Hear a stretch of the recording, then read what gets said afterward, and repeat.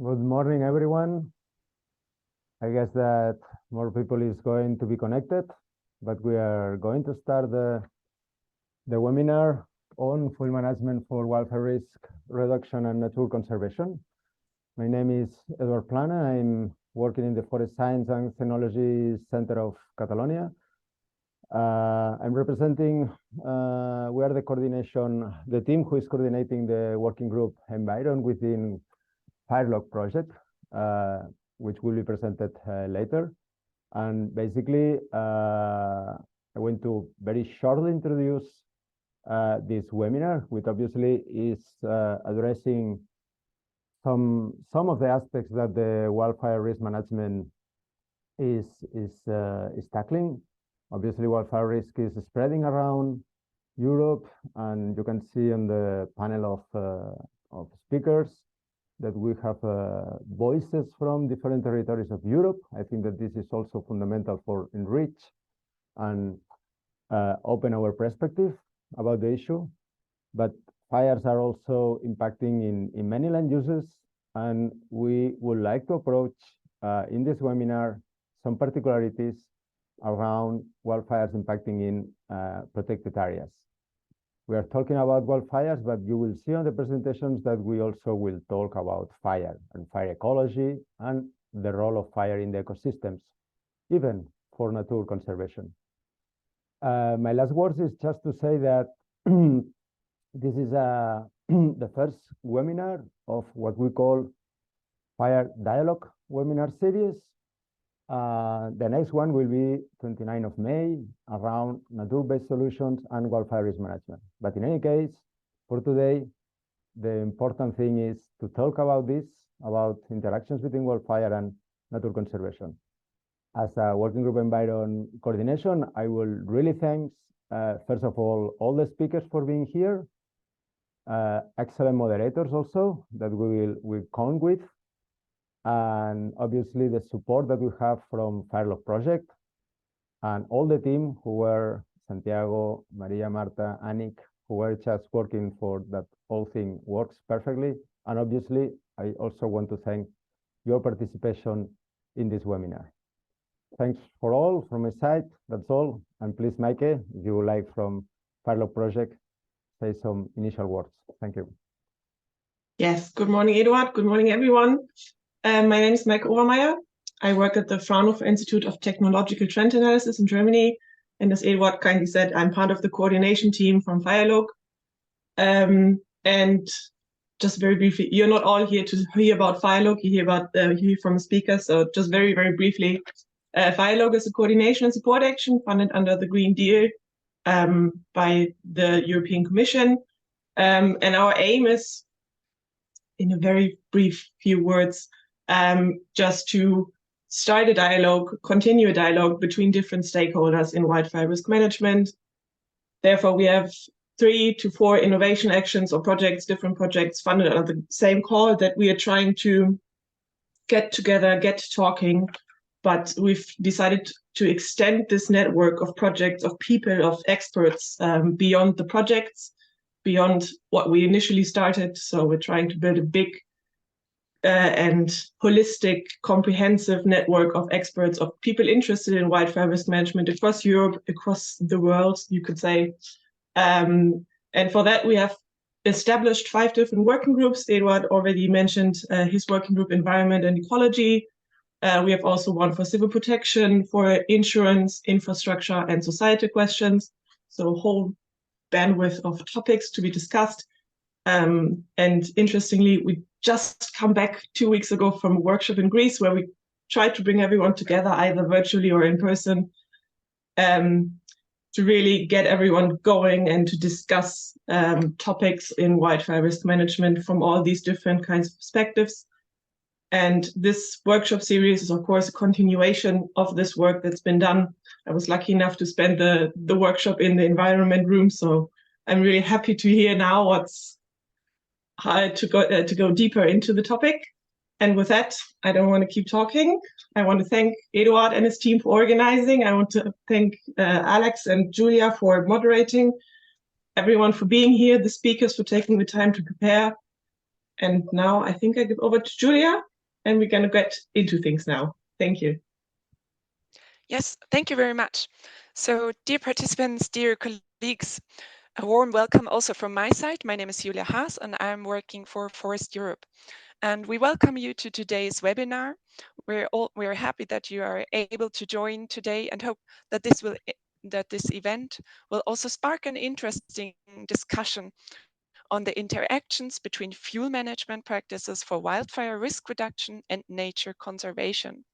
So thank you, Adrián and Maike, for the great introduction to Firelogue and also the concept behind this webinar. We from Forest Europe are very grateful to be part of this event. Some of you may have heard of Forest Europe. It is a high-level political process involving ministers of 45 European countries responsible for forests. And since more than 30 years, it is promoting the concept of sustainable forest management to keep our forests fit for the future. And we have all recognized that recently the scale and level of forest damages incurred by climate change on our forests have dramatically increased. And it is our goal to improve disaster risk management for all known and yet unknown forest risks, and to improve the cooperation between the countries with our envisioned forest risk facility. So this was just a short introduction to give you also a background information why Forest Europe is part of this webinar today, and we are collaborating with Firelogue, and also to make you aware of our forest risk facility that is going to be launched from 2025 onwards. So feel free to check out our website. So it is great to see that in this webinar we have speakers with such a diverse geographical background. So we have speakers from Sweden, from Spain, from the Czech Republic, and from the EU Commission.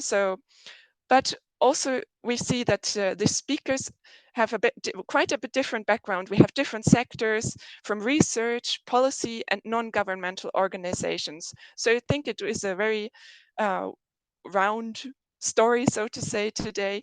And I'm looking forward to the presentations. Before we start, I would like to briefly mention some housekeeping rules during this webinar. We will now have the chance to listen to 4 presentations, and each presentation will be followed by a very short round of questions. So we might allow 1 to 2 questions and then continue with the next presentation. We will have more time for questions during the following panel discussion. And I would like to invite everyone to use the chat to raise their questions. So please only use the chat and do not unmute yourself. We will then address the questions to the speakers. So me and Alex will address the questions to the speakers. And for this, we would like you to indicate your name, your job position and organization when writing your question, and the speaker you want to get an answer from. And as you are aware, we are recording this meeting, and the presentations will be available after the meeting. So now let's get into business. We will start with a presentation from Sweden, from Sebastian Kirppu, from the Protect the Forest in Sweden. And he will commence with a case example from Northern Europe, presenting on the interlinkages between forest fires, biodiversity, and forest ecology in boreal forests. Briefly, Alex, to you. Well, good morning, everybody. Thank you, Julia, for the starting of the moderation. My role here is to co-moderate with Julia, and I have personally some own experiences on this specific topic of fire and nature conservation and fire in wildfire risk reduction. So I'm really looking forward to this discussion. Thank you very much.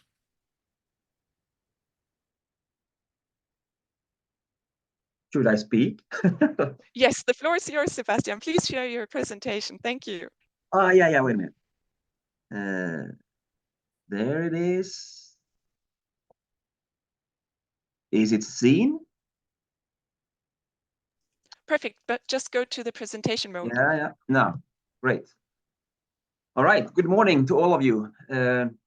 My name is Sebastian Kirppu, and I'm a forest biologist. I've been working with forest biology and nature conservation for the recent 27 years. For the recent 3 years, I've been working for the NGO called Protect the Forest. And my presentation is about the forest, or the boreal forest, and the really importance of the disturbances from the forest fires for the biodiversity and the ecosystem, especially for like pine forest, of course. This is how it looks like when the forest is on fire. Mostly you see like a big smoking area from a distance, and then when you get close to it, it looks like it's after the forest fire. You see the diversity of the forest fire, where quite much trees actually survives the forest fires in the boreal regions, and some of them are dying, even though the forest fire has been used all over the area, or has covered the whole area. When it's really dry out and there are like good conditions with winds and stuff like that, even the wet areas can be on fire, but especially the dry land in the wet areas, as you see. And this is how it looks like after a forest fire. This is how the forest should look like after a forest fire in an ecological point of view.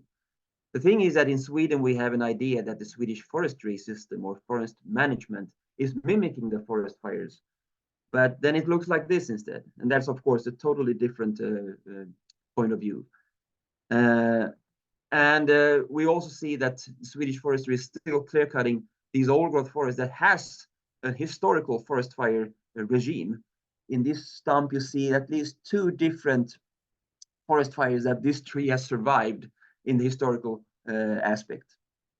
And during the years, we have started doing some kind of management with controlled forest fires.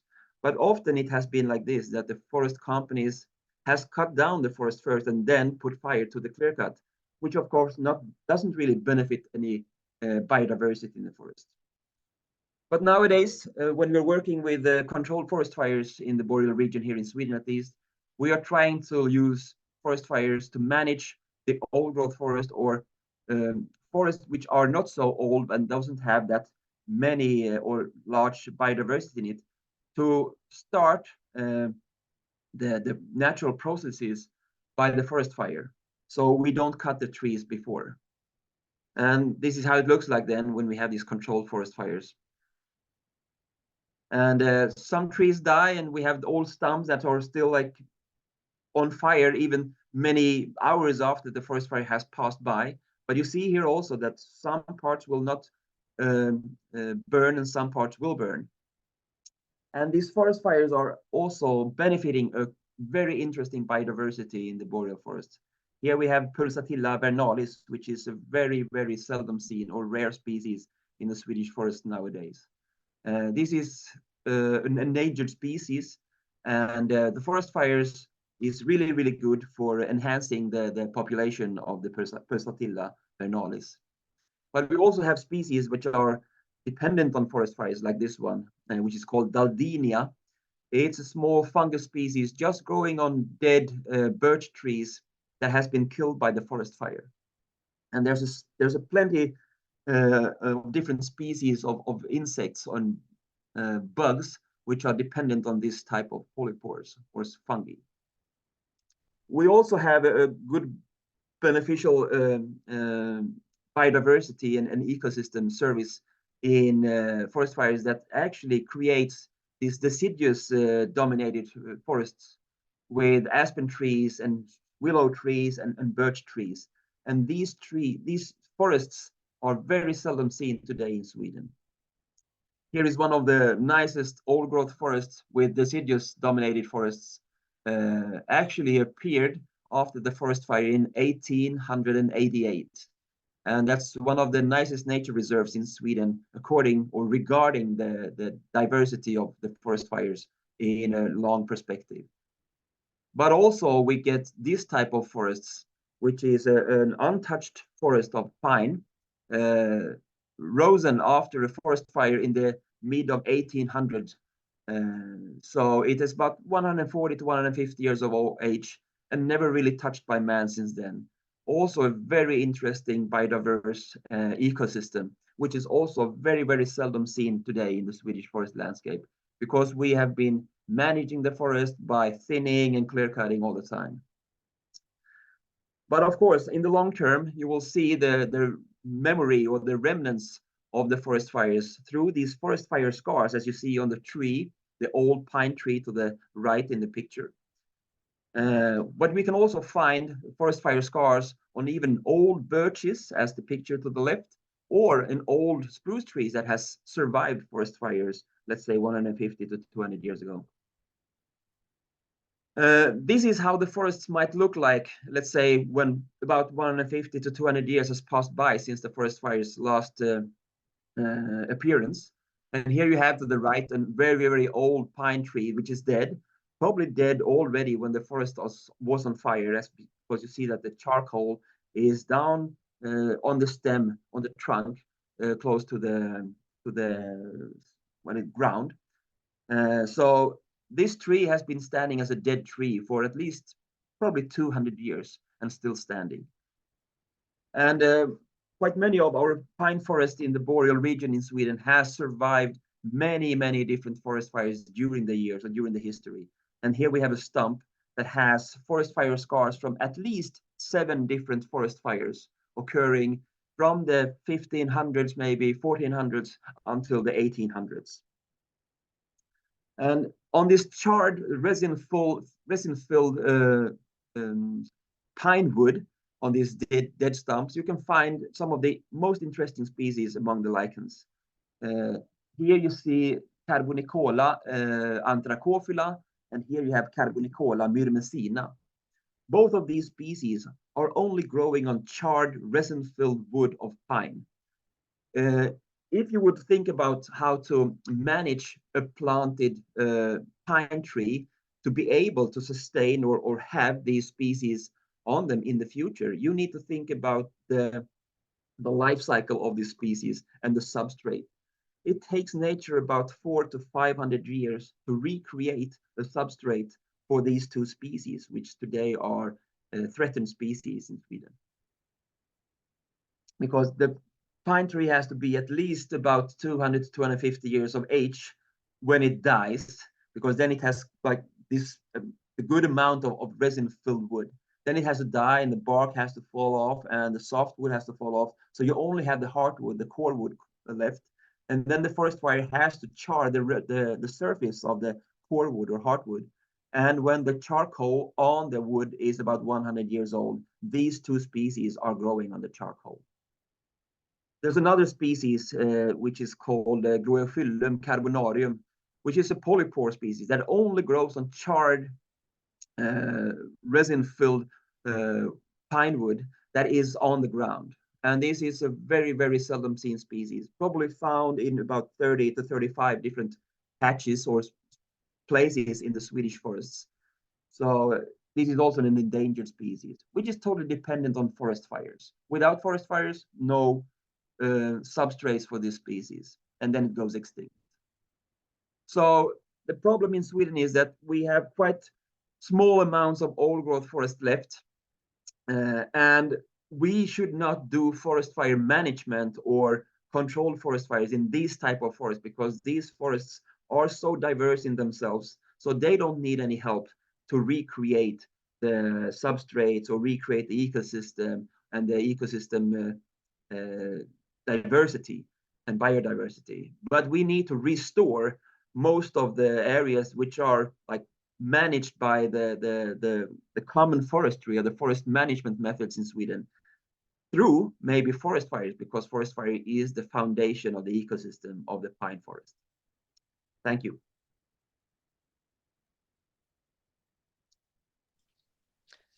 Thank you very much. I think this has been a great start to learn about the good sides of fire and how we are depending, or how forest systems are depending on forest fires to give substrate also to seldom species and their survival. And also about the long history of boreal forests and forest fires. I think Alex also has quite a history and experiences with fires in boreal forests. If there are no other questions, and if time allows, I have immediate 2 little questions for Sebastian. Sebastian, do you burn all year round, or what time of the year is your prescription window? And second question would be, in Sweden, do you already use kind of the concept of managed wildfires to also achieve these objectives of nature conservation? So under certain circumstances, you let wildfires just burn because they basically burn within prescription. Are you there yet? We try to do the forest fires, of course, during the summer season, when it's like good conditions for it. But it's quite obvious that it's a small window of days that you can use to do these controlled forest fires.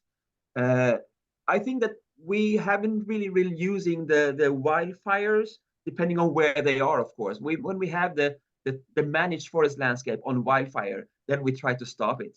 But we had a wildfire in Murdus National Park in Lapland about 12 or 13 years ago that started all by itself. And that was actually, okay to just do it. We wouldn't go there to stop it because it's like 50,000 hectares of protected forest land. And it was about 200 hectares that fired or like burnt that time, which of course is a fantastic thing to happen. One of the problems we have here is that we have like wildfires that goes into our small protected areas as nature reserves that might be only like 20 to 50 hectares large. Then we actually are not restoring those. We should actually protect those because they are like mother hubs for biodiversity to be able to spread in the landscape. So there's a problem because the landscape in Sweden is so shattered by forest management. So mostly we have clear cuts and young forests, which are dominating the forest landscape instead of old growth forests. So that's one of the problems. I hope that was like an answer to your both questions. Yeah. Thank you very much. Thank you. We also have one question in the chat from Edouard Plana, and he would like to know, so first of all, he also thinks it has been a great presentation. Thank you again. And he would like to know how the public is perceiving, or the society is perceiving, the good fire, the role of the good fire in Sweden. Well, we could say that the public doesn't know really much. So when we have had these like big forest fire years, the recent years, like 2014 and 2018 was like big forest fire years in Sweden. Of course, the media was writing about it in big headlines that says a catastrophe ongoing in Sweden, and Swedish forest, blah, blah, blah, and all of these strange stories about how bad forest fire is. But I was happy at least to have some of those reporters or journalists calling me and asking me, could we ask you about these forest fires and the benefits of them? So if the media actually also writes reports or articles about the good things with forest fires, we can educate the public. And if we educate the public, they will understand and also get concerned about the loss of biodiversity and the importance of forest fires to regain the biodiversity in some way. Thank you. I think this is a problem many countries are facing. And I think it's a point that we can also raise during the general discussion later on how other countries are perceiving this. I think now it is, if Alex does not have to add, if you want to add some more question, fine. Then I would like to continue with the next presentation that is given by Antonio López. He's a forestry engineer and has a master in protected natural spaces. Since 2021, he has been working in the National Park Authority of Spain, belonging to the Ministry for the Ecological Transition and the Demographic Challenge of Spain. Previously, and for 9 years, he was part of the Spanish Forest Fire Service of the same ministry in the function of prevention, statistics, communication, and emergency response. And he will introduce us to the topic of wildfires in Natura 2000 sites, the situation, prevention, and proposals for comprehensive management in Spain. The floor is yours. Please share your screen with us. Thank you very much, Julia. Okay, can you see my screen properly? Yes, and it's in presentation mode. Thank you. Okay, thank you very much. So good morning, everybody. Let me start saying thank you to the organizers to inviting me for make this presentation, and thank you for all the people who are attending this webinar. I think that I can provide you maybe not a huge experience in relation with my role in conservation of Natura 2005, but I am here principally because I was a coordinator of a book that was made by the Spanish ministry in 2021 with the title of this presentation, Wildfires in Natura 2000 Sites.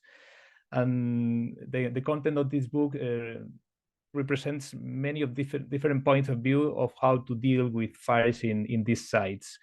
The book is published by the ministry, and you can see and find it in the website. In our website, the only thing is that it's only written in Spanish, so I'm sorry. With this presentation, I try to provide you some of the main ideas that are collected in the book, but please take into account that the book was written for the Spanish situation or experience. So we have a particular experience of a particular place in Europe, which is Spain, with some similarities with other countries, but please take it into account. So I think that I cannot provide you a categorical answers to some of the problems that deal with fire and conservation, but maybe some necessary questions that I think that can fit the discussion in order to advance in the necessary forest management in these places.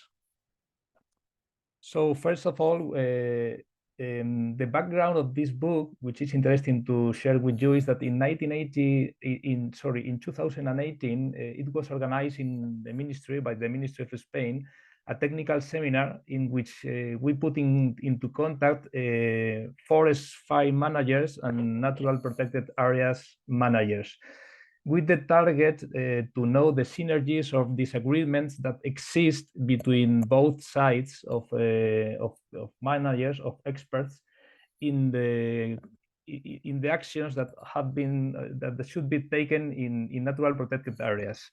And the conclusion achieved were really clear: is that coordination as well as communications among different experts must be improved, and also taking into account that both are working in the same lands, in the same territory, they do it under different perspectives with different conceptions about the fire. So that was the idea that we decided, according to that experience, to push us and to advance in a more important knowledge of the situation, and try to work in the interaction between both sides of managers. And that's the reason why we developed this book or this work 2 years ago. To begin, what we know in Spain, at least, about forest fires and Natura 2000. In Spain, there are more than 1,800 Natura 2000 sites, but only in a third part of all these, forest fires are included in the report as a hazard. However, in more than 50% of these areas, forest fires affect usually, sometimes every year. So why we don't consider fires as important aspects in these places? It's interesting to know this, because on the other hand, approximately 13% of forest fire affect or burn inside Natura 2000 sites every year. And in many cases, fires come from outside and go inside, spread inside these areas. So this is important, but in many cases, we don't consider this hazard in our Natura 2000 places. But in terms of, for example, temporal distribution, we know that we have a maximum of fires, it's a relative maximum of fires during the winter, meaning the existence, at least in Spain, especially in Mediterranean areas, of a traditional use of fires in these areas, as we can mean as a cultural fire. I think that this is a practice that is spread everywhere in Europe and also in the world, in many places. And considering the different causes of fires, we know, at least in Spain, and I think that this is also the same in many other places of the world, that agricultural causes are the most important. More than 50% of fires are caused due to interest for grazing or cropping in these areas. So, as a conclusion, we know that fire has an important sociological component. We have to take into account not only the ecological component of fire, but also the sociological.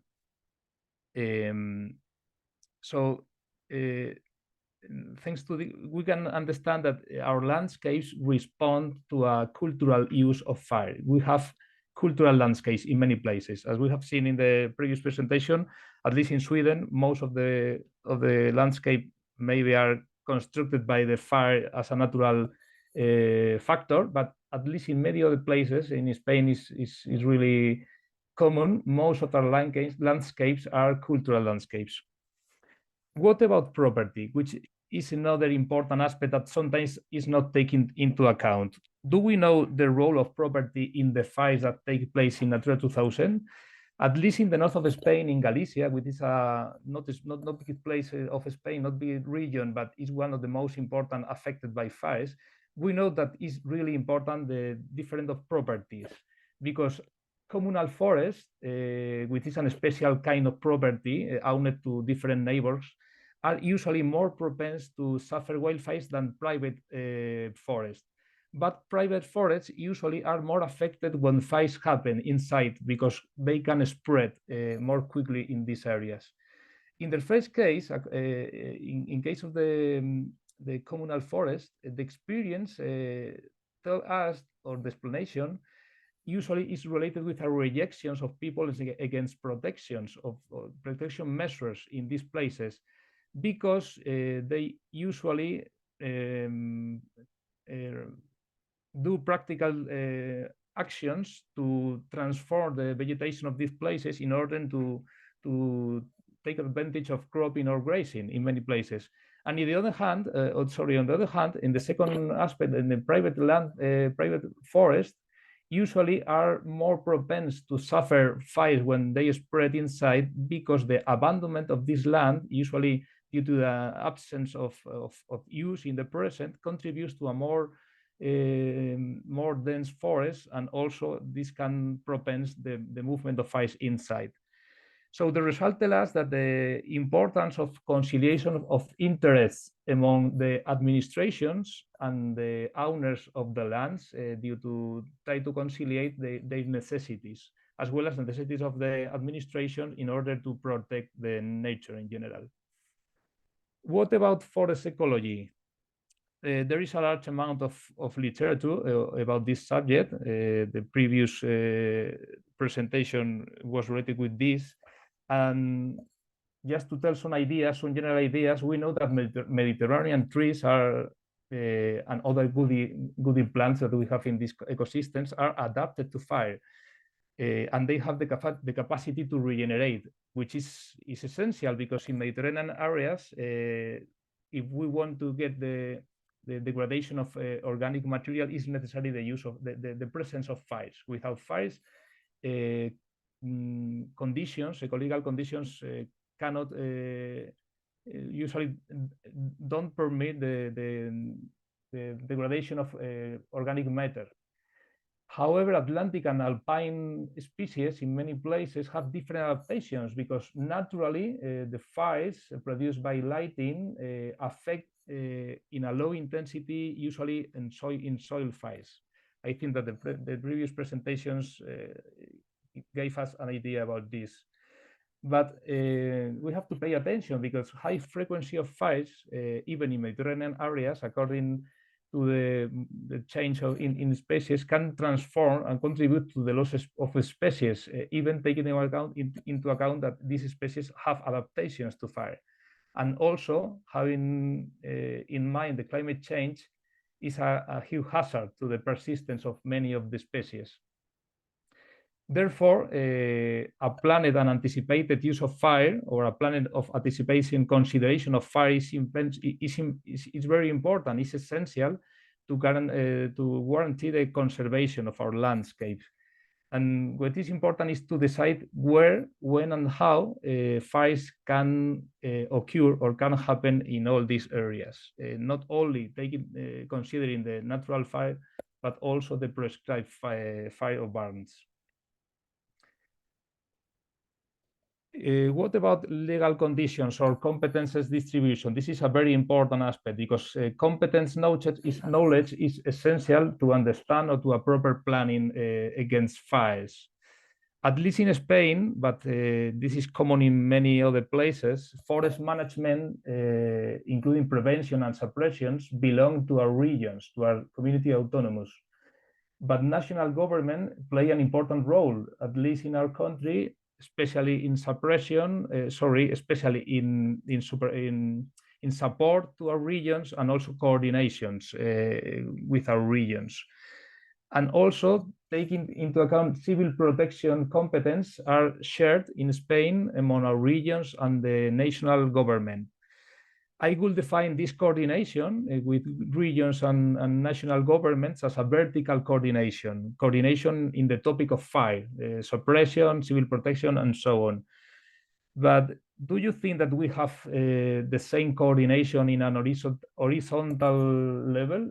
I mean, in the different political sectorial policies that apply to the same line. Maybe this should be improved in the future. Taking in considering, for example, the conservation policies. Usually, there is a very important coordination among this.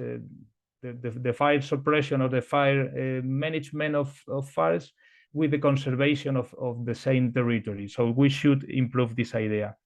And I would like to get your attention in another important aspect, is that in many times, at least in Europe currently, most of our fires are considered as a civil protection emergencies. However, fires not always produce this kind of incidents. It's important to consider that at least our data in Spain show us that only more or less 3% of our fires are civil protection emergencies, and we have to be sincere with this idea, because expressing usually that most of our fires are civil protection emergencies usually can cause can reinforce the arguments to invest or increase more the investment in resources in suppression, but which our landscapes need is more investment in prevention, especially our natural protected areas in general. Going now to the concept of planning, what can we say about planning? Planning in our landscapes, planning in our natural protected areas, planning in the Natura 2000 places.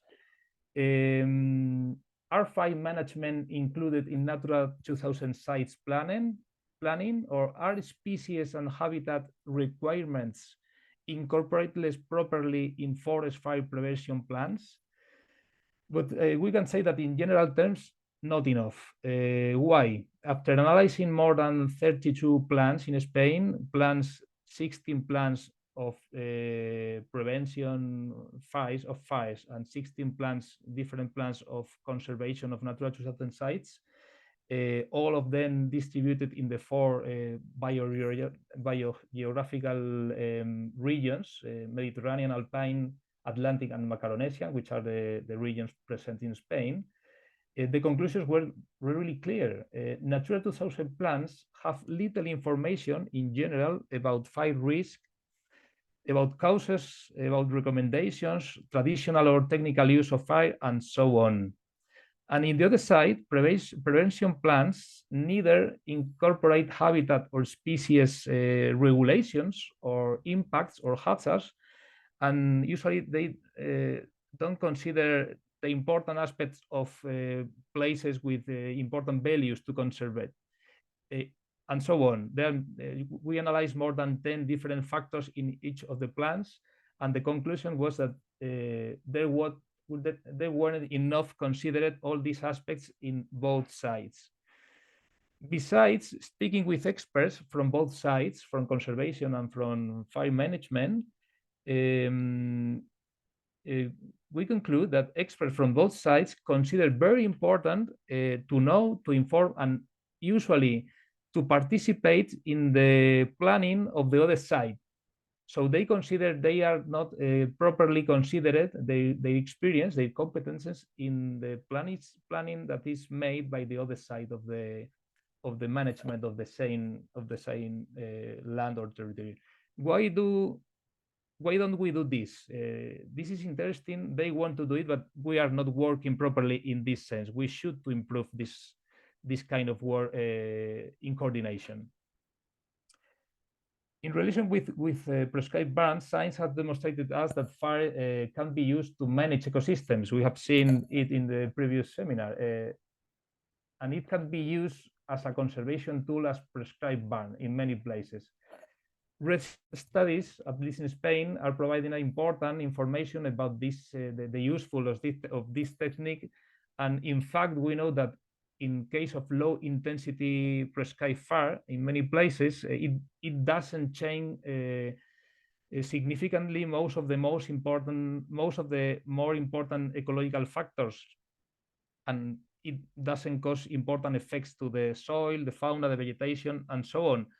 Although more information should be provided in order to apply in especially or different places to improve the conservation of some ecosystems. We have, at least in Spain, a long experience using prescribed fire, especially to conciliate interest among different people in different areas, even in Natura 2000 sites. And it's been a good tool for prevention, and we know that it will be a good tool for the management of different ecosystems where fire was present as a natural factor since many years ago. And it's been an important factor to the constructions of this ecosystem. Now, currently, at least in Spain, we're developing a new national program to provide prescribed burning under canopy of trees in order to incorporate more knowledge about the response of these ecosystems to the use of fire. We have to continue working in this line. And finally, just to finish this short presentation, I think that we must learn to see fires not always as a loss or as something really bad, which is common, but also as an opportunity to transform landscapes to more resilient or more resistant ecosystems, more resistant landscapes. But it's important to have into account the new challenge of climate change that are coming to us, and take this idea into account to transform and to construct new landscapes in order to be more prepared in the future against the new fires that we will deal with. Because only working in this idea and only working together, which is my last conclusion of this presentation, working together, the fire managers, the managers of natural protected areas, and scientists, we can achieve new scenarios where fire can be considered as another element, a new element to manage also. Not only we manage species, not only forests, not only ecosystem, but also the factor of fire present naturally or not, or prescribed in these areas. But because we should to do this in advance with knowledge and with consensus among different stakeholders. So thank you very much for your attention, and please feel free to ask me if you have any questions or doubts. Antonio, thank you very much for this very, very interesting insight into the details of fire management between nature conservation and risk reduction in Spain. I couldn't see any direct questions for you in the chat, but I have some in terms of when you see the combination of different mandates. So you mentioned civil protection, you mentioned nature conservation. In Spain, at least if I look to Spain from the outside, you see a ministry like the ministry you work for, where you have a combination of responsibilities. I mean, your ministry also manages firefighting and the environment. So it potentially it could be a role model for other countries, where you say, okay, in Spain, you have a model where you already combine mandates, but what you just shared is kind of confirming what we observe in other parts of Europe, that we still have a long way to go to bring the stakeholders really together and share the experience. And in that context, I had one question. In your presentation early on, you said one word, you said, we know that fire belongs to the Natura 2000 management and thing. When you said we know, did you mean we, the experts and the people that are concerned with the topic, or did you mean we in Spain as a society? Because after all, what we can do in nature conservation or in fire management in general is very dependent on the public opinion, because policy is following public opinion and not science. So when you say we know, what do you mean we know in Spain? I'm sorry, if I have understood you properly, I speak as a technician in the ministry. Society is complex to know what's the idea about fires. In general, media transmit the fires as a problem, as something wrong, something bad in general. So I speak about the knowledge of technicians, of scientists, of people who are involved in fire management or in conservation. The thing is that both sides, conservation and fire management, usually don't discuss a lot about how to deal against the same problem, which are fires. I think that society is outside of this dialogue because have a different idea about fires, and usually our media, I think media everywhere, don't help us to inform about the importance of fire as a tool, as a factor, or something to deal with different tools. So I think that we know in the context of not the experts, in some cases experts, the people who are involved in this thing, in fire. Okay, thank you. There's another question. Sorry, Julia? Yeah, we have now several questions from the chat, actually. I just wanted to make sure you see them. So I will ask one or two of those, I guess we can do now still. So the first one from Davide Ascoli. He was also saying thanks to you and that he will read the book. Is there a classification of the Spanish Natura 2000 habitats to define if they are fire adapted, neutral, sensitive?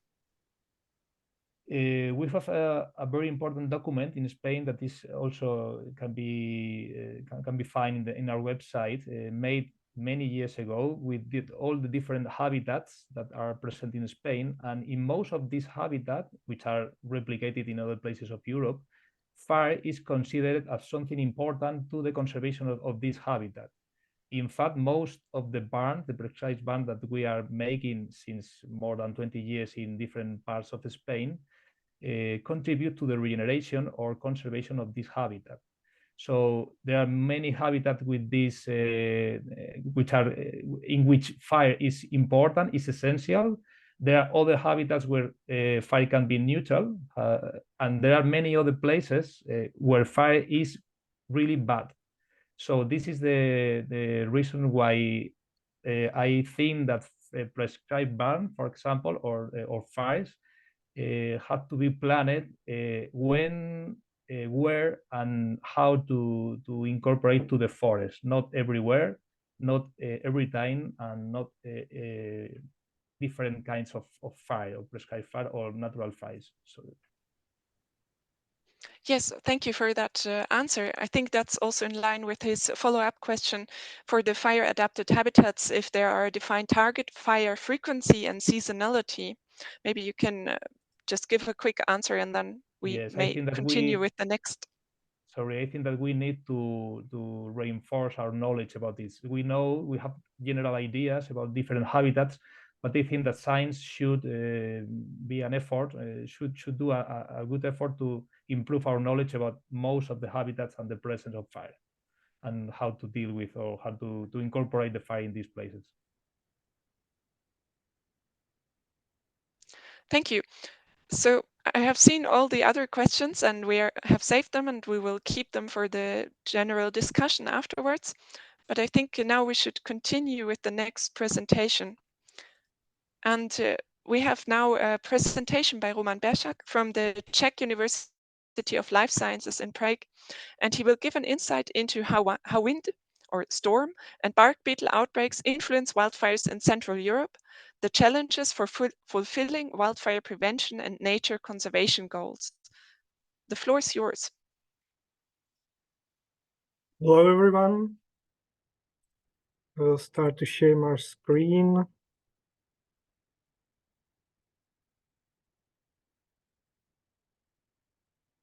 Is it visible for all?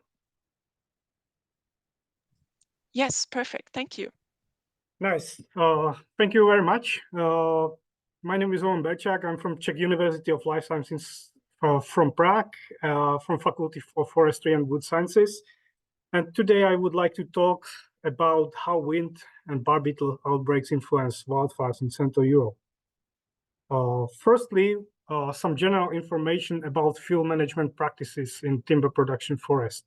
Our timber production forests are dominant in our country. We have like 95% of our forests are from timber production. In these forests, Norway spruce is absolutely dominant. Then Scots pine, European beech oaks are also highly present. We are using dominantly clear cuts for the reforestation, and the usual practice is after this timber cutting, harvesting residues are usually gathered to piles and burned, which can be considered like fire management in our timber production forest. Other options are not highly expanded, like shopping or selling the product to heating plants. The main reason why we are burning harvesting residues is because of potential of some bark beetle species can occupy these harvesting residues, and they can increase their numbers and also starting to attack adult trees or trees in the surroundings. So this is the main idea why we are burning harvesting residues. And we are also preparing a new amendment of the Forest Act, and it will be only up to forest owners how many dead wood will be kept in the forest stand. There are probably will be finance motivation to keep some dead wood in the forest. Right now we have like 15 cubic meters per hectare in average amount of dead wood in our forest stands in the timber production forest. And actually this practice of burning harvesting residues is not primarily done for the fire protection reason, but it is work in this purpose. So we are facing very low intensity fires and also small in size. When we talk about national parks, these national parks were actually used to be timber production forests, so the structure is pretty similar. But also our national parks producing timber, like 350,000 cubic meters in 2022, so quite a lot of money, quite a lot of wood is producing by the national park. And these national parks are usually divided into zones or categories, and it is up to national park rules how they will divide these zones. Of course, we have spontaneously developing forest zones where there is no management and there are natural processes present in this area. These harvesting residues in these national parks are usually left in the forest stands, and of course the amount of this dead wood is higher. For example, Krkonoše National Park, it's 60 cubic meters per hectare, what ensures the probability of higher fire intensity. And when we talk about bark beetles, about fire, about wind outbreaks, we have something like called double trouble. And from the double trouble, we are becoming triple trouble. And I want to tell you what actually is double trouble, what is triple trouble. Where is the core of the problem? Because when you want to understand the situation, we have to know the core of the problem, why we have so many problems with the bark beetles and consequences with the bark beetles. We deforested our forests because of glass industry mostly, and we needed to deforest them again. We were highly influenced by the German forestry school from Bavaria mostly, and we reforested our forest mostly with Norway spruce. The reason why we did this is the versatility of the Norway spruce timber. You can use it for construction. It's this timber is producing good amount of heat. It's quite light in weight, easy to plant, grow, and the final product is in the good quality. So we decided to use Norway spruce.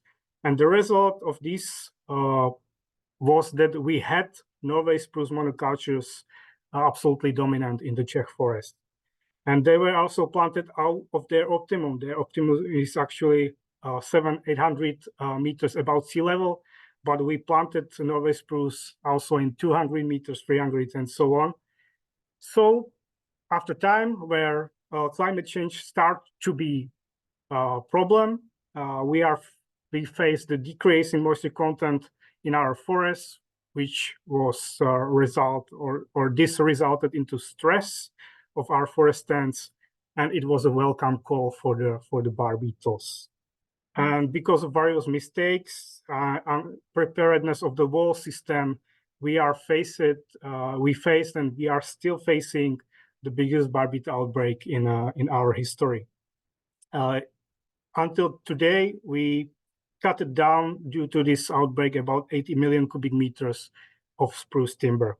For instance, or just a reminder, in normal situation, we were cutting down like 1 million cubic meter of spruce timber because of bark beetle, and our annual average timber cutting is 15 million cubic meter per year. So the volume of the wood is absolutely huge. And what does actually double trouble mean? Also, Norway spruce is really vulnerable to wind because of shallow root system. And when the massive wind outbreak occur, like we face it in a national park Šumava in 2007, or the Slovakian National Park High Tatras in 2004, a lot of these spruce trees and spruce stands will uproot or break. You can see the result of wind outbreak on the right top picture. And if the capacity of the forest management system is not enough, or if outbreak is too big, you are not able to process the timber quickly, and the bark beetles start to appear into these broken fallen trees. And they starting to reproduce themselves in the massive numbers, and very shortly they start to attack also survived trees in the surroundings. So you are coming from the wind outbreak into the problem with the bark beetle outbreak, so you have double trouble here. And the problem is that when you are in the area where Norway spruce is in their natural condition, it's like never-ending story. You are chasing all the time bark beetles and trying to save your forest. And even worse, if you are in the system where there is a limited management system, and you are prohibited to treat trees damaged by wind and attacked by bark beetles. So, and how this is related to fires? Welcome to the triple trouble. By this outbreak, whatever is wind or bark beetle outbreak, the area starts to be covered sooner or later with a massive amount of fuel, which increases in the potential of high fire intensity. And this is actually what happened in Bohemian Switzerland National Park. We were facing the huge fire when the bark beetle outbreak or the amount of fuel caused by bark beetle outbreak was burned here. And maybe you ask, how long does it take? How long does the situation take? In the timber production forest, it takes shorter time because you are timber processing the fallen or damaged timber. But when you are in the situation where there is limited forest management, it takes like a lot of years. The most dangerous are 2-3 years after the outbreak, but it depends on the condition of the area, and the situation is really dangerous until the new generation of forests cover the forest surface, which ensure the increasing of fuel moisture content and the decreasing of grasses in the area. So this is the situation where the triple trouble disappear a bit. What if we are in the territory where the Norway spruce are dominant? Because Bohemian Switzerland National Park, there were Norway spruce is not dominant there, and in the future there will be European beach dominant in deployments with some national parks. So this national park is quite out of scope right now, but we have to focus on, for example, Šumava National Park, High Tatras National Park, because these areas are areas where Norway spruce is dominant, and there's a lot of areas which are continuously becoming really serious to the potential high fire intensity fires. So this is the question of what to do in the future with the National Park of Šumava, High Tatras National Park. And there is a repeated situation. You have wind outbreak, bar beetle, lack of treatment, bar beetle again, and then with the climate change, fire comes into the sand. Are we good when we finish timber processing of an outbreak? We are not really good, because there is a massive increasing of the clear cuts because this bar beetle outbreak, and these clear cuts are quickly covered by grass, which are very ignitable material. What actually consequences with the massive increase of vulnerability to our forest stands to fire, and this resulted in a significantly increased number of forest fires. You can see it on the graph.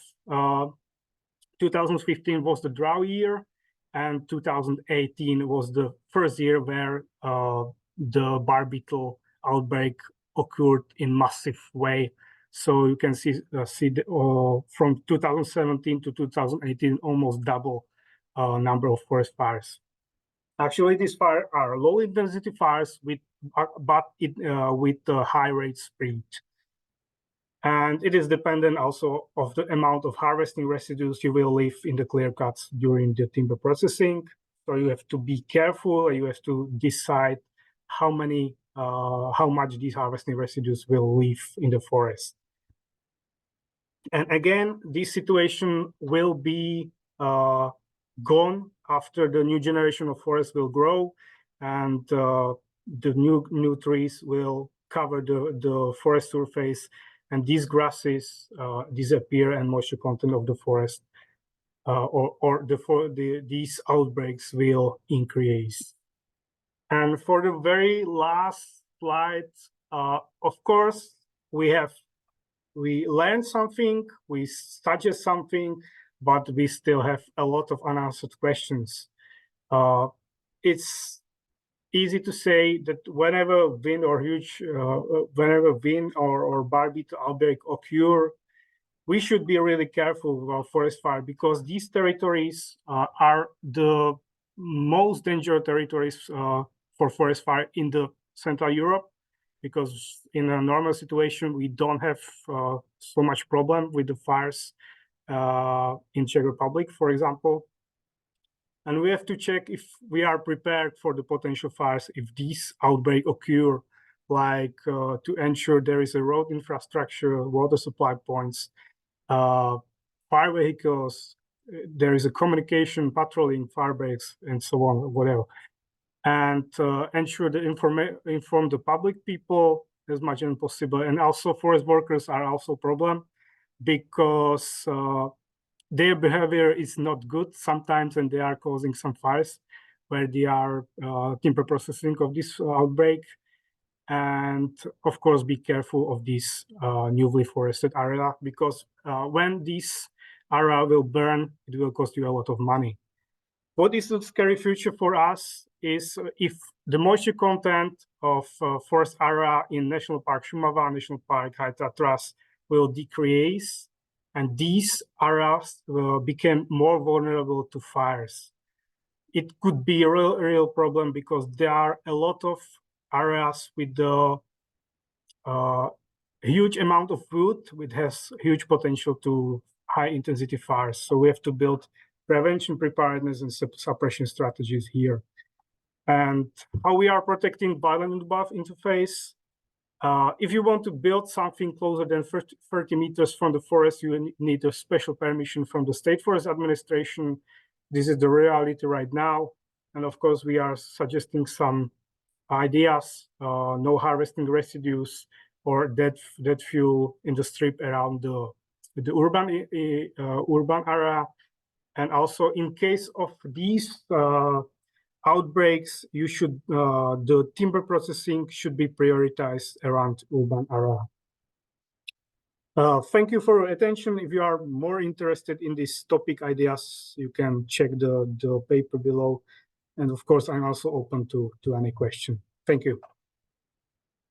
Thank you, Roman. Thank you very much for this insight to the Czech Republic and a spruce problem that you are not alone with. There are many other countries with the same issue, and I think it's of ultimate importance that we discuss these issues because, again, I'm coming back to the public opinion. The public opinion about deadwood is uninformed, and this is a very dangerous situation in terms of policy development. In terms of time, we have to go directly to the next presentation, but please feel free, also the speakers, to have a look in the chat and maybe start answering some of the questions in the chat directly, or mark them for the discussion later after the next presentation. Our next speaker is from the policy level, Adrián from DG Environment. And this is very interesting now because now we're connecting some of the framework conditions from forest management, environmental management, fire management. And I'm looking forward to this, especially because in my country, we are not really aware of the potential synergies we can create between the different policies. Over to you, Adrián. Thank you. Thank you, Alexander, and good morning, everyone. Late morning. I have the honor of being the last one to present, so most of the points I wanted to make have already been made. No, but no, I will keep actually my presentation relatively short. So please let me know if you can see the presentation. I think it should work. Yes, okay, clearly visible. Thank you. Yes, so yes, I'm Adrián Tišťan. I work as a policy officer in Director General for Environment at the European Commission in a unit dealing with land use and management.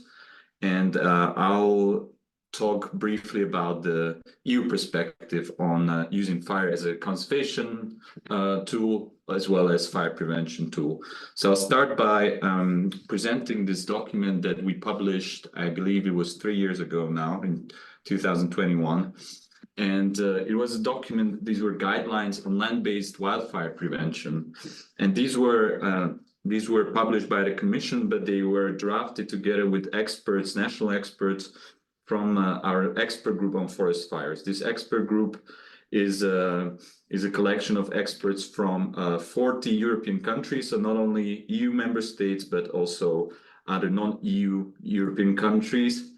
And these guidelines laid out different wildfire prevention measures mainly through land management. And prescribed burning controlled fires were mentioned as one of the effective measures to reduce wildfire risk through reducing the fuel load in the environment, and therefore reducing the wildfire risk and its severity. So this official document from the Commission endorses the use of prescribed or controlled burning as one of the effective measures for wildfire prevention.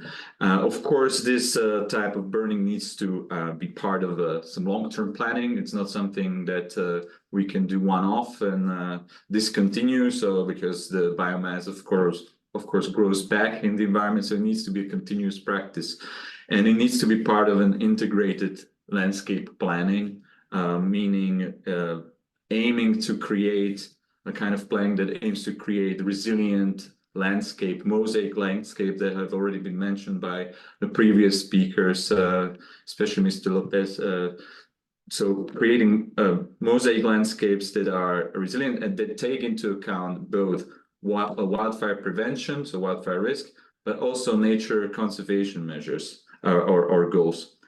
So I had a quick look yesterday on what we're actually funding in terms of this particular practice on prescribed burning, and just a very quick search revealed to me that we're mainly funding in the LIFE fund, the LIFE projects. We're mainly funding the use of fire for biodiversity purposes in 2 regions, and on the left-hand side, you see mainly for biodiversity purposes did in the boreal region. We heard in the first presentation that this is what they do in Sweden, but now increasingly also in Finland, in relation to the restoration mainly of Annex 1 habitat, Annex 1 of the Habitats Directive that is listed there. It's the Western Taiga.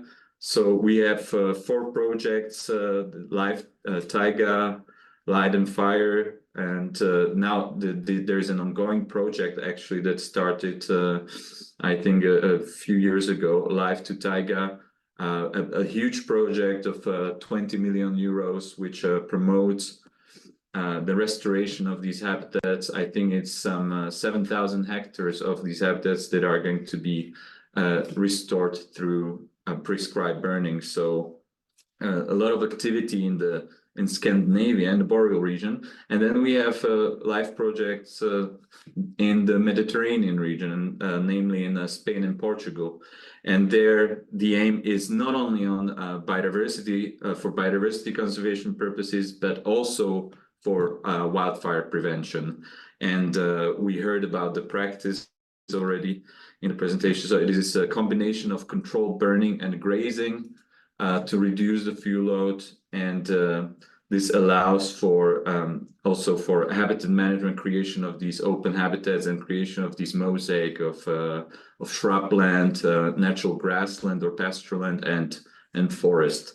So this is what the LIFE project has been funding. And now I'll just maybe end on some key messages or key reflections in relation to also other pieces of European legislation, of EU legislation. So it is clear that the practice has benefits for conservation purposes, and specifically we can see that this is the case in certain habitats. So in the boreal region, in the Mediterranean region, but also in some Atlantic zones, we know that some certain heathland in general benefits from prescribed burning.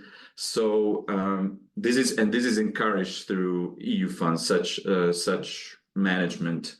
We heard, of course, from already from the speakers that we need to look at which habitats really do benefit from fire as conservation measures, and where fire isn't such a positive occurrence. And I think there might be some lack of knowledge in this respect, maybe not in Spain, where we heard that this knowledge is being built, but maybe in other biogeographic zones or other member states, we haven't really thought about this too much. Where does fire benefit the environment or the ecosystems, in which habitat types, and where it's rather seen as a threat or a risk to the habitats.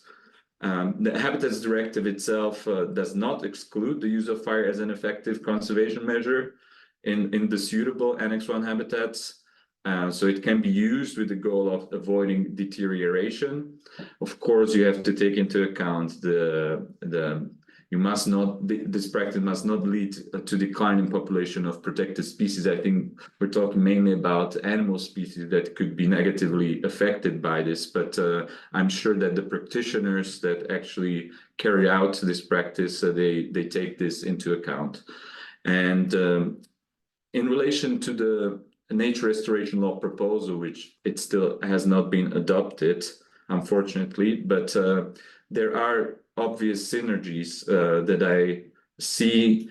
There are opportunities of including fires and implementing fire as an effective ecosystem restoration tool within the planning for the restoration on the national level. So there are these so-called national restoration plans that would be developed by member states, authorities, and administration to implement how exactly and where, in which habitats, the restoration of these to good condition can take place. And I think fire can be and should be promoted as one of the tools to achieve this restoration of habitats. But this really is, or would be, once the legislation is adopted, the responsibility of a member state to actually consider how this can be effectively used, and I would encourage member state authorities to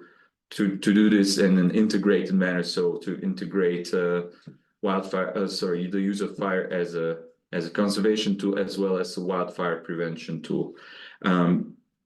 There are obvious links to other pieces of legislation. So we have the LULUCF regulation, which sets a target by 2030 and beyond for land sink, and we can, of course, the national authorities that consider how to meet these national targets should also consider the risk of massive uncontrolled wildfires, which result in large amounts of emissions that might need to be accounted for under the LULUCF reporting. And prescribed burning can work, as I mentioned several times already, as an effective wildfire prevention tool. So perhaps using it to prevent those huge wildfires that lead to massive amounts of emissions can be considered. There are, of course, if I recall correctly, there is a provision in the LULUCF regulation that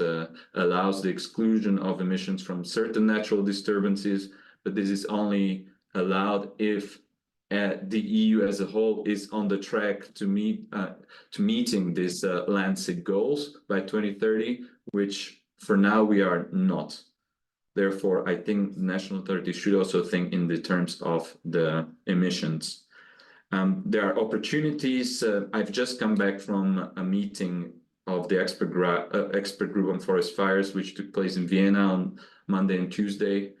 And there have been a lot of talk of actually using this practice of prescribed burning also for training of fire suppression forces, of firefighters.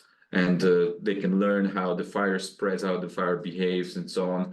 And this synergy should be utilized and promoted in member states. It's not often the case, I understand, in Scandinavia. These prescribed fires are not necessarily, at least in Finland, is not necessarily done with in the cooperation of with firefighting personnel. So perhaps it could be used in a way to train also firefighters to see how fire behaves. But there are obstacles, and I mentioned the lack of experience and expertise in a lot of member states on this practice. There are examples where we know that, for example, grassland burning or heathland burning is promoted in one country, but is a totally unknown practice in the neighboring country. I'm not going to point fingers, but we have such experience with some Natura 2000 areas, and the social acceptance of such practice. We heard that it's a cultural tradition in certain areas in Spain, in Italy, in southern regions of Italy. We know this is a tradition, while in others, also due to legislation where such practices have been banned, this is slowly, the use of fire, for example, for regeneration of grassland, pastureland, has been abandoned and is no longer socially accepted. So this is the kind of obstacle that needs to be addressed. And finally, yes, the integration of governance, the communication of the different ministries or different agencies that are responsible for fire prevention or nature conservation is not always there. So that is something that certainly on the member state level needs to be done, and that can be encouraged from on the European level through different expert groups. And I think that's what we're trying to do also in this expert group on forest fires. I think that's all the points I wanted to make, but I'm happy to answer any questions and expand on any of the points. Thank you very much. Yeah, Adrián, thank you very much for this great presentation and giving us an insight and linking all the regulations at EU level. I think I don't see a question on the chat yet, but I'm sure there will be more questions. I actually would have one question myself, but I can also first hand over to Alex. Adrián, thank you for your presentation, which provided a lot of insight for, how do you say, uninformed people about all the regulations and actually possibilities that come out of these policies. I give you an example. In Germany, all the general understanding of the policy and regulations is that fire is a disturbance and needs to be avoided. So and this is so embedded in the cultural thinking that people would not even go the way to look into detail into the documents and frameworks and policies to find out, oh, it's actually not. It's actually providing opportunities. So how often do you experience that member countries or organizations from Europe that are involved in land management or nature conservation management actually come and ask specific questions of better understanding or even help for finding these opportunities that you just provided? Or is it that nobody asks because everybody is just assuming they understand it correctly in their specific context, which is maybe not correct? Do people come and ask questions? Thanks. I might not be the right person to ask this because I don't work directly with the implementation, for example, of the Habitats Directive. I'm more on the side of monitoring. But frankly, from hearing from other colleagues, there is, and I didn't want to point fingers, but Germany is exactly the case in point where fire. Using fire as a conservation or even a prevention tool is frowned upon, let's put it that way. And I heard from colleagues that exactly for certain heathland management, grassland management, where this would be the most effective tool, they have our colleagues who implement some of the projects in these habitats do have, let's say, experience resistance on the local level to these type of measures. But I think the understanding is there, but the problem is the integration. Everyone, the sectoral, let's say, view on each implementation of each of the policy leads to these silos. Also on the LULUCF, I don't think there is much communication on the national level on how do we prevent these large-scale wildfires so that we also don't emit so much? How do we work with the fire so that we meet some of the conservation objectives? So this I find to be lacking, and it's the same also in the expert group on forest fires. There is a little bit of conversation going on, okay, actually, we can use prescribed burning not only to prevent wildfires, but there are so many other possible uses for this, cultural and environmental, but we don't know because we deal with the wildfire suppression mostly, and this is the way we look at it. So this is, I think, the area where we need to work the most currently. And we try to make a step, of course, with this document, but indeed the reach of this might be limited for now. But hence, I think events also like these and trying to spread the word and awareness that this integration must happen because it's currently not there.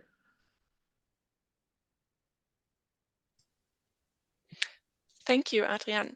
I think now it is time that we come to the panel discussion and open the floor to all the other questions. I would like to invite all the speakers to switch on their cameras and also unmute yourself. Great, thank you. And I think I would like to start actually also coming back to our first speakers, getting them back in the picture, because we had some open questions still from the audience. And I think those questions were actually still to Antonio.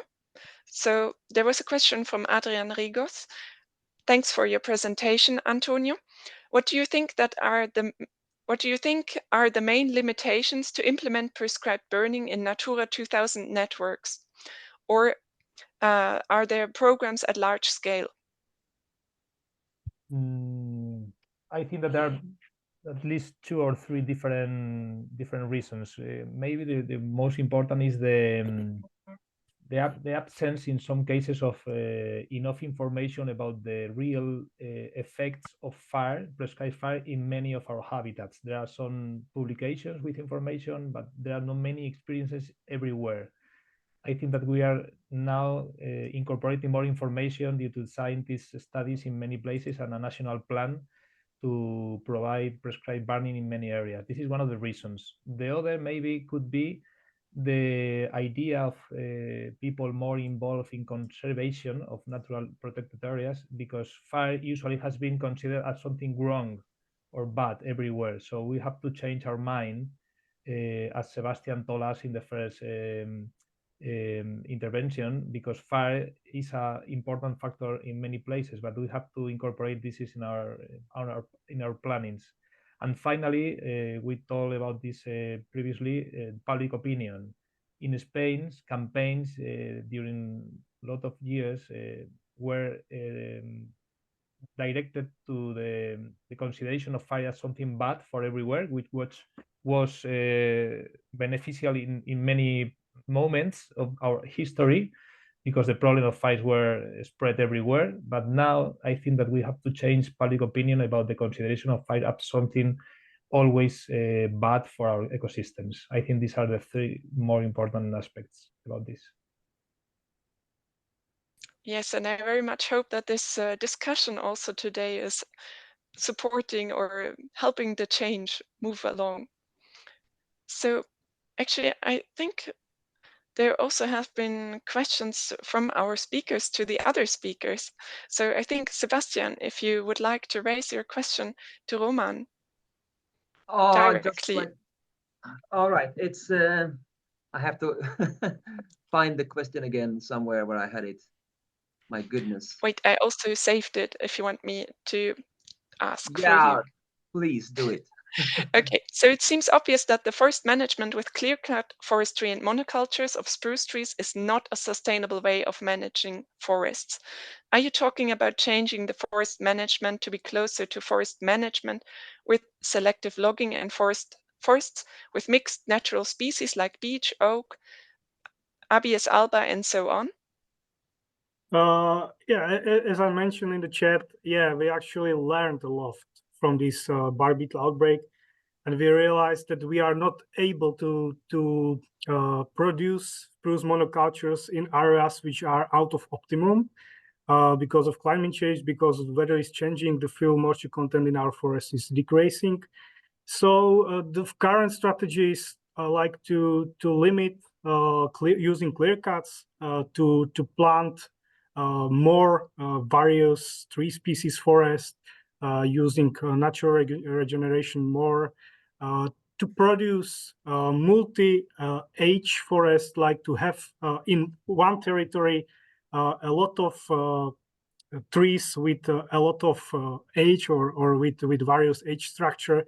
So we learn from the situation. We are changing a bit, but as was mentioned in the chat, the process is very slow, because the forestry sector is really like, they don't like changes a lot.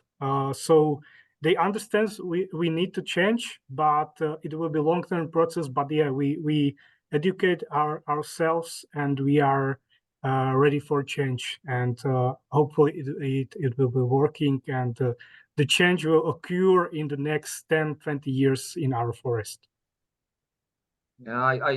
I actually saw your answer, and I also answered back that I'm almost crying of joy.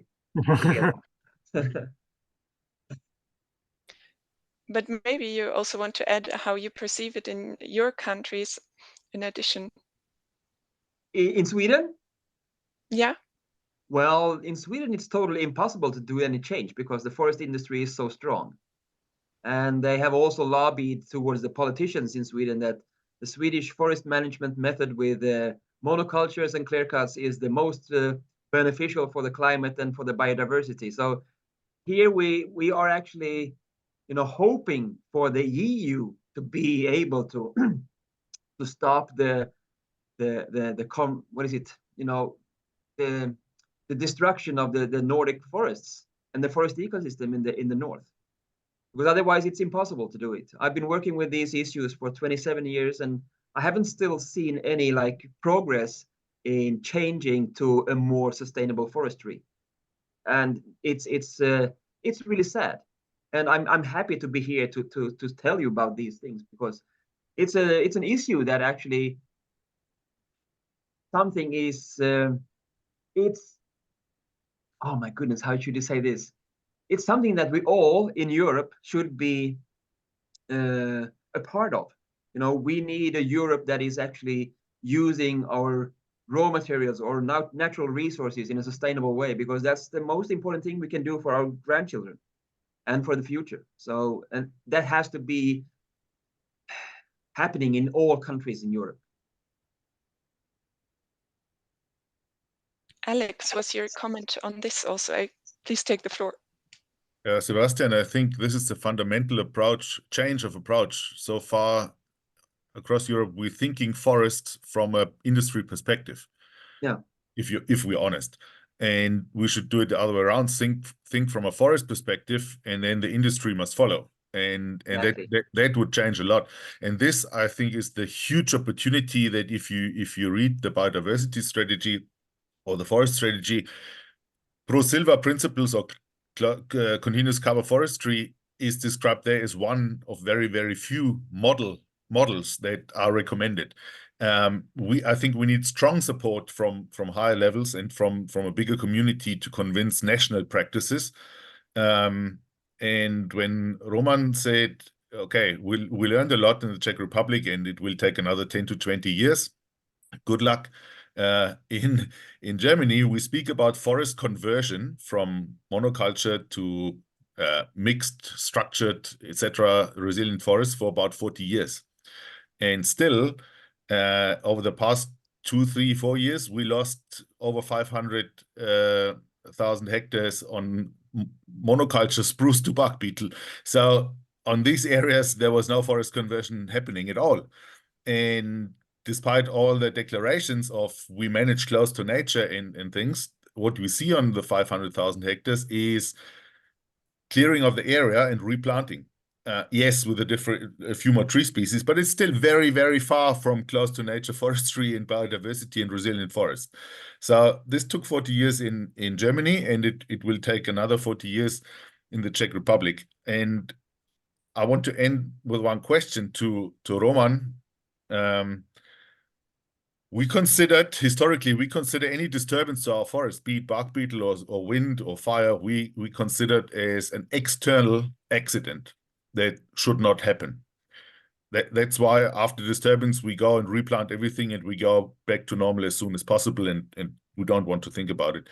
Now you had wind, you had bark beetle in the Czech Republic, like we had in Germany. And in your presentation with a triple trouble, it is very clear that we're inviting fire now after we invited bark beetle and wind.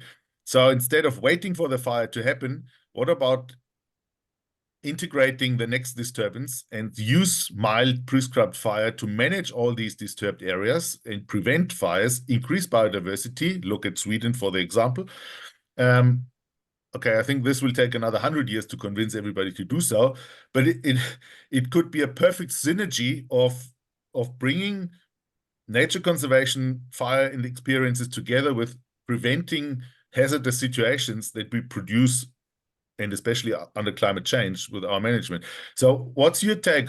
What would it need in the Czech Republic and in Germany? Here we have a joint project to convince authorities, society to actually invite disturbance, like applying fire, instead of waiting for this external accident. Do you think there's hope that we can communicate approaches like this? Yeah, no. What we need, it's time, because it takes like 100 years Actually, I spoke with the deputy of Minister of Environment and asking him what actually do you think about prescribed burning in the national parks? Do you think is possible to do prescribed burning in a national parks? And he said no. So actually, and I am speaking about Ministry of Environment. When I'm speaking about Ministry of Agriculture is a different thing, and I'm expecting that the Ministry of Agriculture will not want to do prescribed burns, but I was expected that the Ministry of Environment is actually for the prescribed burning, but they are not. So yeah,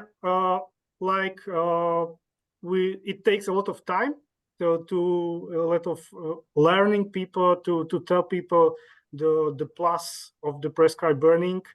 And yeah, it maybe takes 100 years when we will be able to do prescribed burning in the Czech forest. So yeah, it's complicated, and you know, there is a lack of general knowledge of forest fires or fire in the forest, and these things also the national park fire powered more. So people are really scared to fire and they don't like fire. So yeah, it takes a lot of time, and hopefully someone will find to think how to tell the people that actually we can use fire for the beneficial approaches in our forest. Thank you. I think there's also a comment from Adrián. Yes, it was on the previous discussion, just very briefly on the close to nature forest management, and that Sebastian was calling for the EU to push for that. In fact, we did publish a voluntary, of course, it's guidelines for voluntary guidelines for close to the nature management of forests. They were adopted as part of the implementation of the forest and biodiversity strategy, and we developed these together with member states experts from nature agencies, but also representatives of other of interest groups, of state forests, of private forest owners were there, and the result are these guidelines, which are a description of the kind of tools that you can use in different biogeographical regions, including the boreal region, for getting your forest management closer to nature. So there is a sort of, we define what it means. There is a common language. We try to create and build this common understanding of what it is. But of course, the actual on the ground implementation is in the hands of the landowners and of the member states. So we try to promote this conversation and this narrative, but this needs to happen also and mainly through the push on the national level.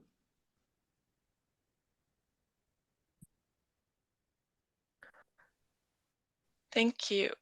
I think I would like to add also a question from the chat that is connected. Also here from Donatello Spano.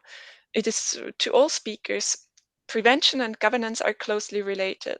What measures are considered more effective in promoting the planning and establishment of fire-resistant communities and territories?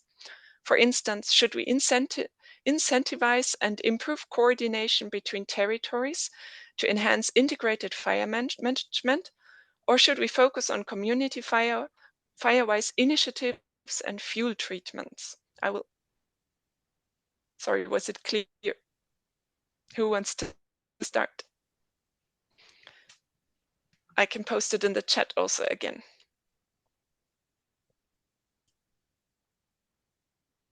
I can answer if you want to provide some ideas. I think that both sides are important. In many cases, traditional use of fire, the involvement of people, local people, is important because it's a way to conciliate the interest and that they can feel as part of the solution, not only usually considered as the problem in many places because fires are produced by humans. But in many cases, according to the complexity of the practice, a more expert intervention should be incorporated.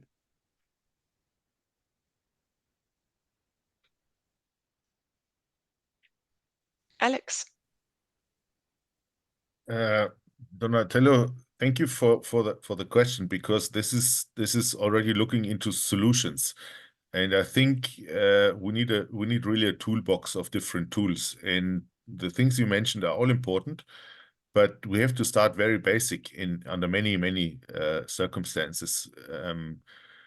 Another example from a federal state in Germany, they discuss about increasing fire protection, and they discuss about how one could possibly do more fire prevention work in silviculture in the landscape with communities, and they discuss plans and everything. But then we hit the hard reality. There's 0 personnel available that is educated, trained, and experienced in really assessing the specific fire risk in a specific region, and then concluding the right measures and planning the right measures to implement that. So I think on the one hand, with starting from a from the framework conditions is important to have the enabling framework, but we mustn't forget the ground level that is very often just without orientation, how to do things and where and what does it mean for tomorrow morning is a question that I hear very often. So I think we have to address this from all angles. And with this discussion here about using fire and nature conservation and potential synergies with wildfire risk management, this is something I would see there's a huge potential, as in many countries, fire is at least more accepted and a little bit more used in nature conservation than it is in prevention. I mean, yes, we do prevent burning in Portugal and some in Spain, but in the rest of Europe, it's, in my opinion, it's more in nature conservation actually. And inviting firefighters to come and train on these nature conservation fires is one thing Adrián mentioned.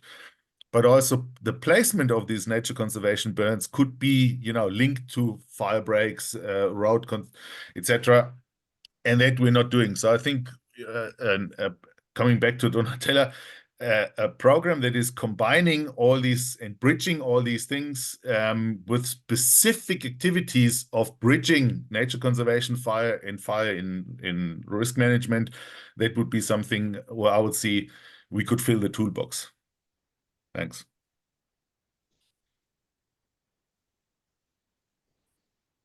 Thanks, Alex. I would also like to address one more question to you, to Antonia, which was related also to that question. And it is from Jakob Dax from Wageningen University. How do you see the role of rural depopulation and the abandonment of traditional practices, for example, grazing? And do you find enough young people to carry out the burning? Interesting, because I think that this problem is spread everywhere in our countries. Yes, in fact, in many places, the abandonment is causing a transformation of landscapes. Are being covered by bushes, and in future maybe by trees, and these are more propense to suffer fires or to suffer the spread of fire, which is a really problem. And the situation is that currently young people is not incorporating this practice of cropping or grazing in most of these areas. We are dealing with a transformation of our cultural landscapes. Maybe this is one of the problems in which we support the increment of risky situations or large wildfires in the future, according to this transformation of our landscapes in Spain, at least.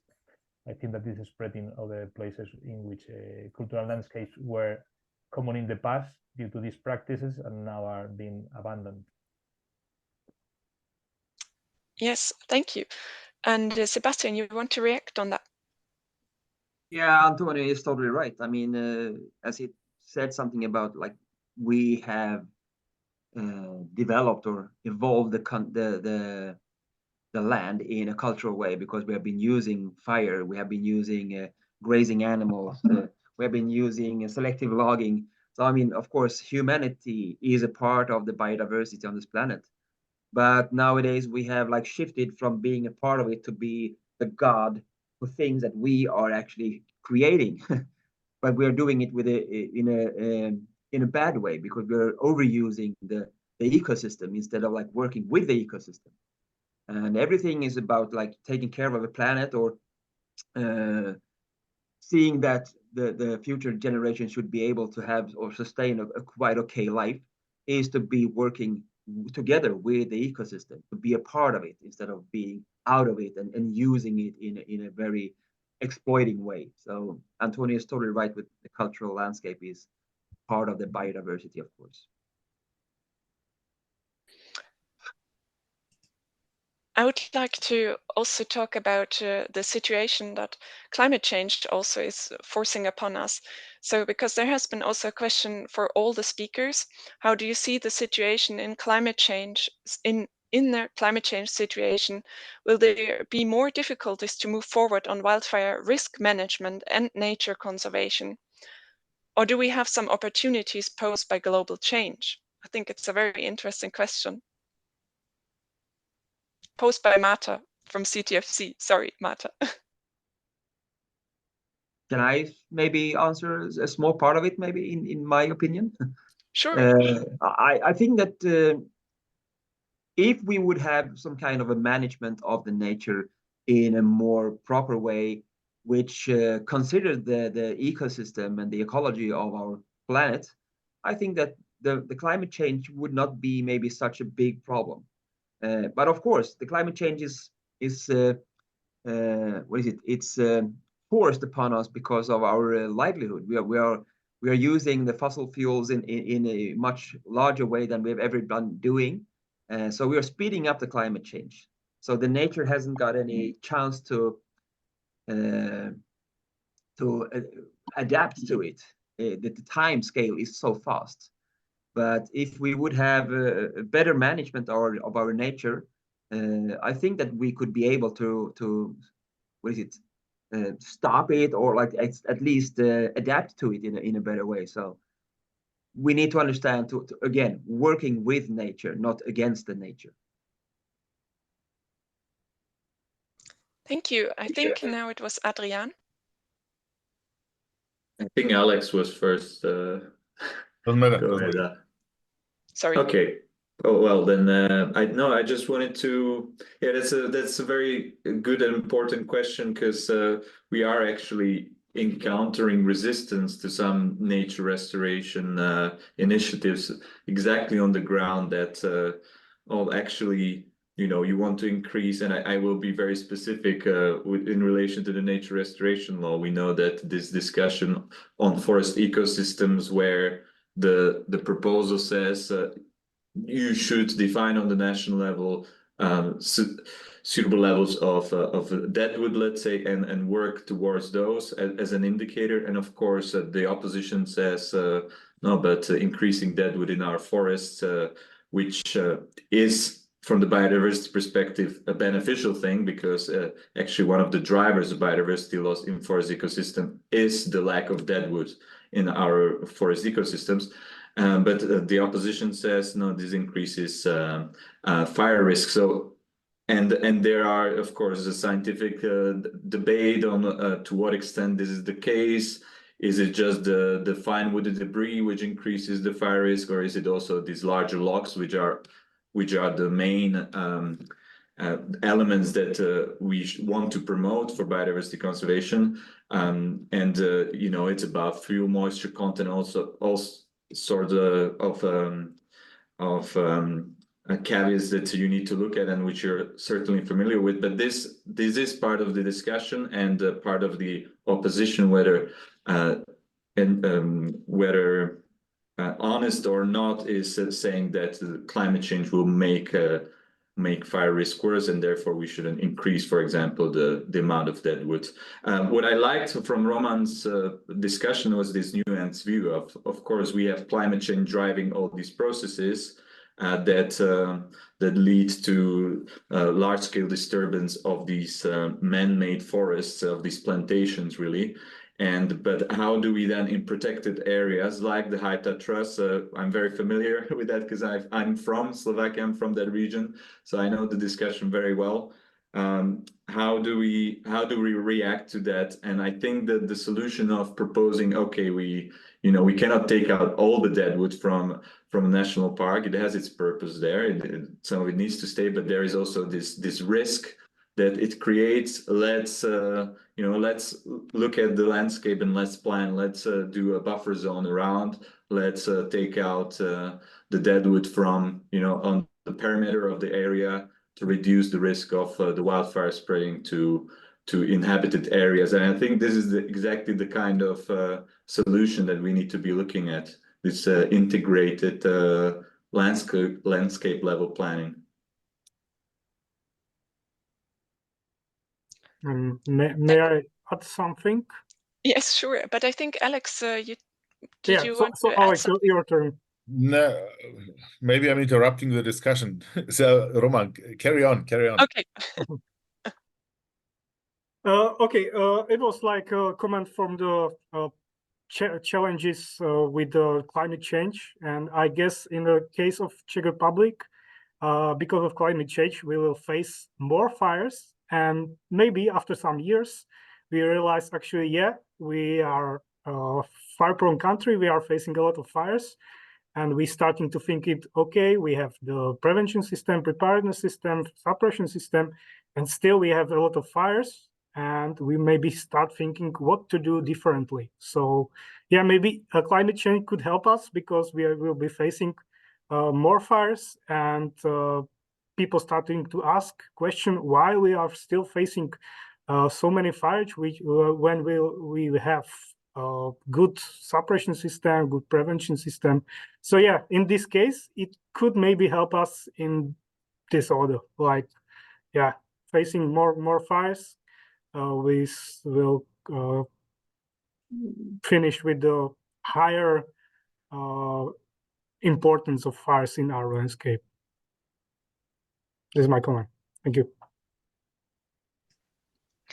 Thank you. And I guess we can all agree that we will face more and more severe fires also in the future. And I think this has been a very nice discussion, and also this last question with the look into the future, that there's still a lot of work to be done to get a better, or to improve the integrated wildfire risk management all over Europe. And I would really like to thank all the speakers again for their great presentations. Hey, Julia, Yes? Alexander had something to say, or? Not much. Just very I was just briefly. interested. Just very briefly, Marta asked about climate change and if it's maybe an opportunity. In our context here, people think fire does not belong here, and climate change is helping in the discussions to say, like it or not, it will be here, and we will have a fire ecology if you like it or not. So let's look into areas that have more experience and already a hotter and drier climate. So it helps in the discussion to do knowledge transfer and sharing from, let's say, Spain, Catalonia, Portugal, in that sense. So it can, despite all the problems, but in the discussion, sometimes it helps to do that knowledge transfer. That was all I wanted to say. Thanks. Great. I would just like to hand over to Adrián for the last summary of this event and take-home messages maybe. But from my side, thank you very much to the speakers for your great presentations and your active discussions today. Over to you, Adrián. Yeah, thank you very much. I think that was an amazing, I like to say dialogue, because it was not just only sharing presentations and technical presentations, was just a way of contrasting visions, complementing visions, highlighting challenges. And I hope that Mike also can be on the with the switch on the screen. But in any case, I think that this is basically this webinar goes very much on the objective of this kind of dialogue and promoting this kind of dialogue. So really thanks to all the speakers, high level presentations. I think that how intense was the interactions on the chat? Probably still some questions pending. Sorry to the audience, but we keenly asked the speakers, even if needed, try to follow up any question, any pending question later on. Some practical information is also that, remember, all the presentations and the recorded file will be available on the website of the webinar. Maybe we can share again on the chat. In any case, yes, I'm sure that we are going to do.